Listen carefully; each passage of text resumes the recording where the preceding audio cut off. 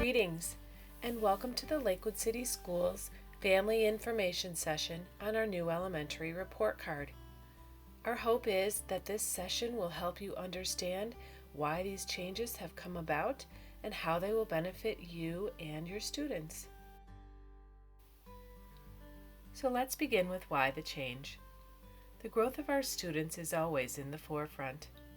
And in order for them to develop the skills, abilities, and habits of mind necessary to be successful in a complex and rapidly changing world, we must be able to clearly communicate their progress with all stakeholders so that we can work more closely together.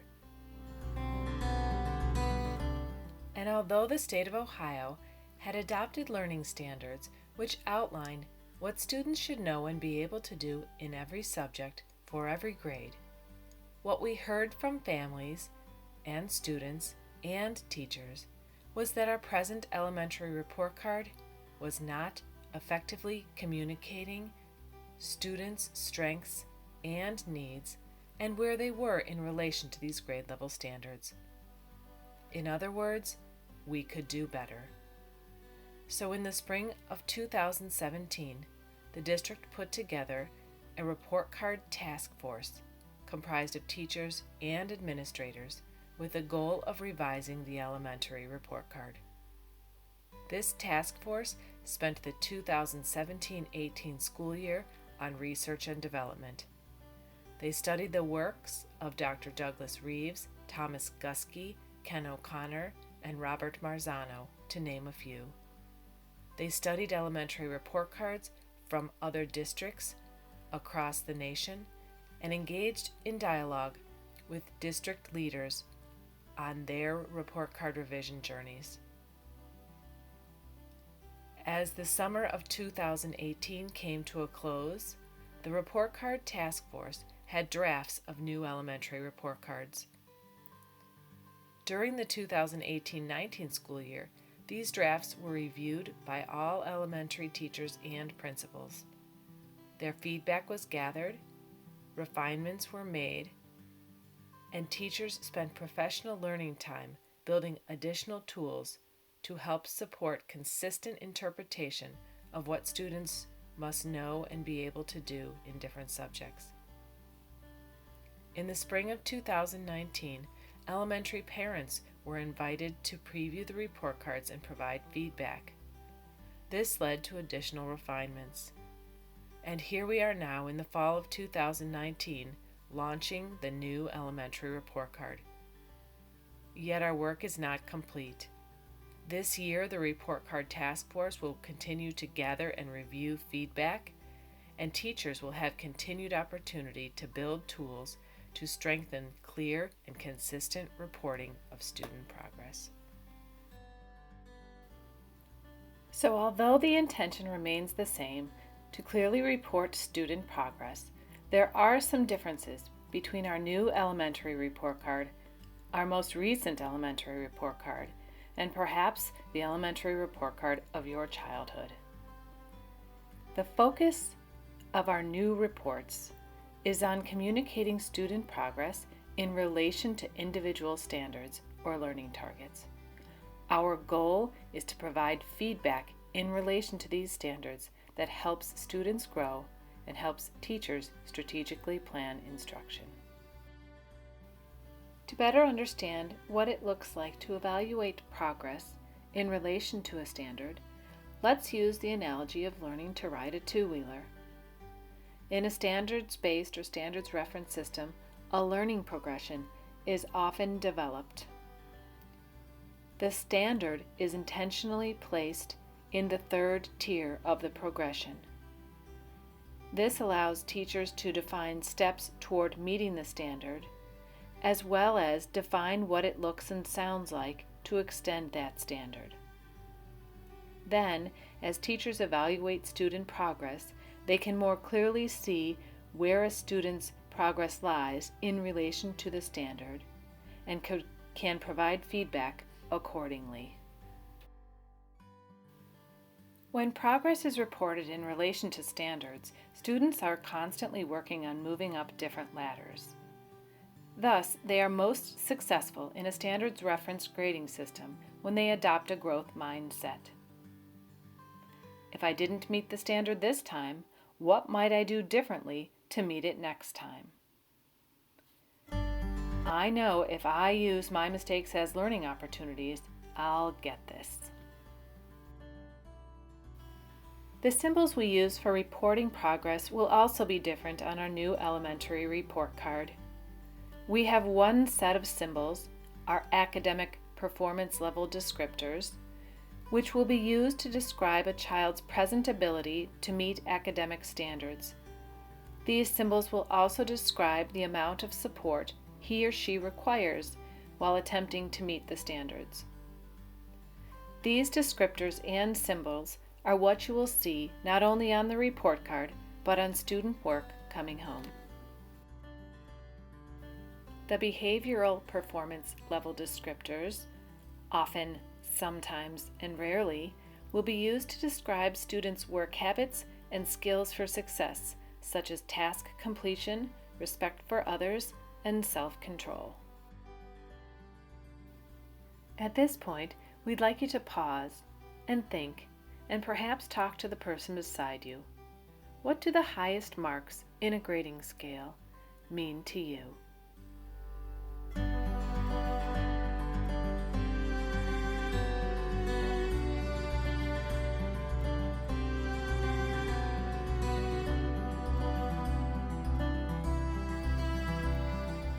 What we've heard is that they mean different things to different people. 9 out of 10 on an assignment, a perfect paper, no mistakes, 95% or better. What we've also heard is that the number of points scored or the percentage correct weren't necessarily correlated to the complexity of the task. In other words, Student 1 might have earned 80% on a difficult quiz, while a friend earned 100% on an easier quiz over the same material. But it was Student 1 with a lower percentage, lower grade, that actually had the deeper level of understanding. Again, in the past, the highest marks were awarded for completing all tasks and doing so with a high level of success, regardless of the complexity of the task. High marks did not necessarily mean going beyond grade level standards. In a standards referenced system, the third tier describes meeting grade level standards. This is the grade level target. A check, although a simple symbol, indicates a student has independently met the grade level standards and should be celebrated. While the check plus, the top mark, represents extending grade level standards. And this is a level at which very few students perform. Although this is a level at which very few students perform, the district is committed to offering opportunities for those students that are able to perform at this level to do so. In fact, some of the work of the district this year is to bring greater clarity and consistency to what it means to extend standards, especially in the area of mathematics. So let's return to our bike riding analogy and consider how we would report progress on a bike riding assessment. If the student was able to independently ride a two-wheeler, she or he would have met the standard independently. That progress would be reported to families using the statement meets the standard independently or with a check symbol. If there were opportunities to extend this standard and the child was able to do so, progress would be reported to families with the statement consistently meets the standard independently and at times at greater depth, or with the check plus symbol. If the student understood how bike riding worked but could only ride a two-wheeler with some support, progress would be reported to families with the statement partially meets the standard, requires some support, or the check minus symbol. And finally, if a student had an idea of how bike riding worked, but at that time required significant support to ride the two-wheeler, progress would be reported to families using the statement not yet meeting the standard, requires significant support, or the dash symbol. At the end of each quarter, teachers look at the evidence they've gathered across the standards they were responsible for teaching and determine quarterly marks. Quarterly marks reflect the most recent, most consistent performance at the time of reporting.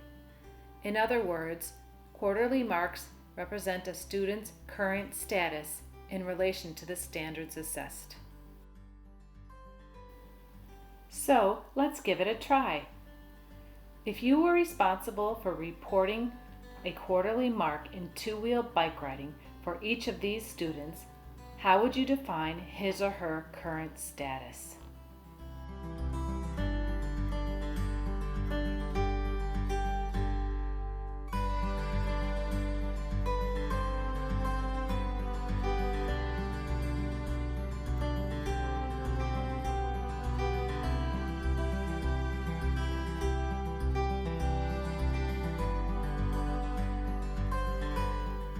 So what I heard you say was that if you were responsible for reporting on the current status of student A, you would say that his current progress is meeting the standard independently. You have multiple pieces of evidence to show that he is able to complete this task on his own, even though he needed support in the beginning. As for student B, what I heard was that you would indicate his current status as partially meeting the standard and requiring some support. Although he has met the standard on 2 occasions, you don't have evidence that he is consistently able to meet this standard, and thus his current status is that he is partially meeting the standard, requiring some support.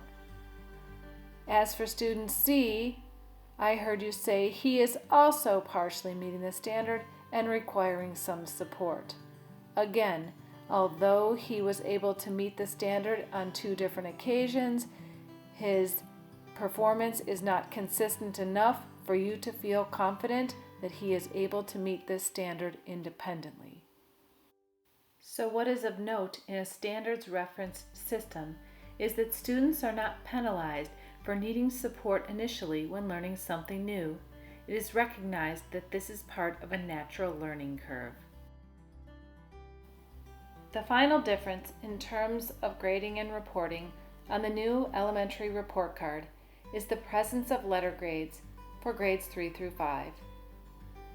Letter grades are report card marks which reflect most recent, most consistent progress toward meeting all standards assessed in a given subject in a given marking period. Note: although important, non-achievement elements such as work habits, homework completion, participation, and respect for others are reported separately.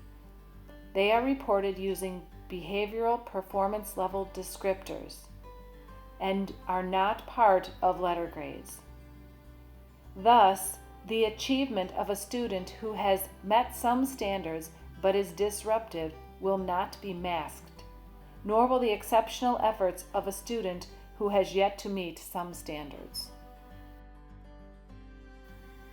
For further clarification, an A represents meeting all standards assessed in a given subject independently, and at times working at greater depth in some of those standards.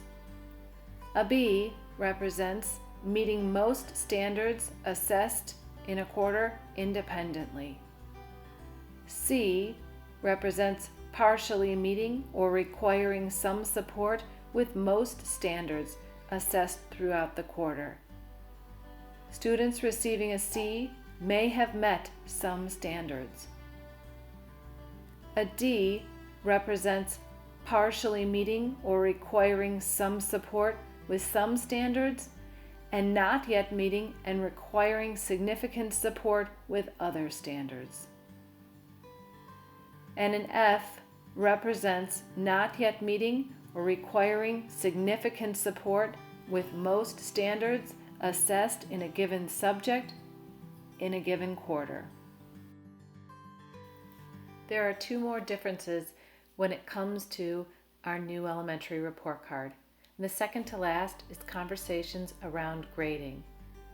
We can now move our conversations from what is your grade? How many points did you earn?